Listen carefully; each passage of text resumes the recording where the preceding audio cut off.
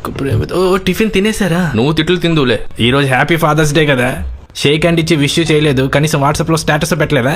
ఇప్పుడు మీ చెప్పులు కడిగి వస్తున్నాను నాన్న. చెప్పులా? చూడ మీ బావ ఎంత బాధ్యతగా ఉన్నాడు. వాడు నా కాలే పట్టుకున్నాడు, మావే చెప్పులు కడగడం లెక్క. ఏదో కవిత రాసా ఉంటా. బాధలో ఉన్నప్పుడు రాశాను నాన్న, ఆకలితో ఉన్నప్పుడు అవసరం. పర్లేదు చెప్పు. చెప్పాలా? మళ్ళీ చెప్పులు కడగల నాన్న. ఓ నాటి నాన్న, ఫస్ట్ షోకి టికెట్లు దొరకపోతే బ్లాక్ లో బేరం ఆడి తెచ్చావు.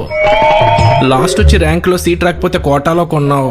మిడిల్ బర్త్ వస్తే ట్రైన్ జర్నీలో నీ లోవర్ బర్త్ ఇచ్చావు. అదే చేత్తో చెల్లి దగ్గర చేసిన అప్పు తీర్చడానికి ఓ 7,000 రూపాయలు క్యాష్, ఆండలం దగ్గర చేసిన అప్పు తీర్చడానికి 9,000 ఫోన్ పే, పునుగులు బండి ఆంటీ దగ్గర చేసిన అప్పు తీర్చడానికి ఆంటీని ఆనియన్స్ అడిగేవాని కానీ అప్పు ఎంత అడగలేదు.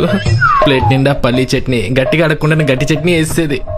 అందరు ఆంటీలు అలా వేస్తారా చెప్పండి? ఫ్రెష్ ఆయిల్లో పునుగులు వేయగానే ఫోన్ చేసి పిలిచేది. ఆ అనుబంధాన్ని ఆప్యాయతని అప్పుని అనగలమా? నా అప్పులని తీర్చేస్తావు, ఎందుకంటే యువర్ మై నాన్న, నాటి నాన్న. అంతే.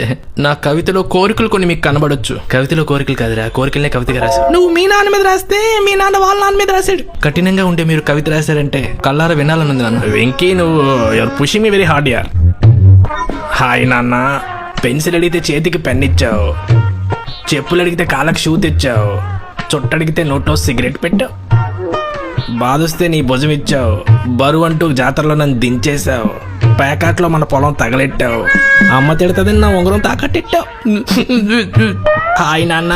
ఆవిడెవరంటే పిండండి అన్నావు, అమ్మకి చెప్తాంటే చేతిలో చాక్లెట్ పెట్టావు, ప్రతి పెంట పనికి నీ వెంట తీసుకెళ్ళావు.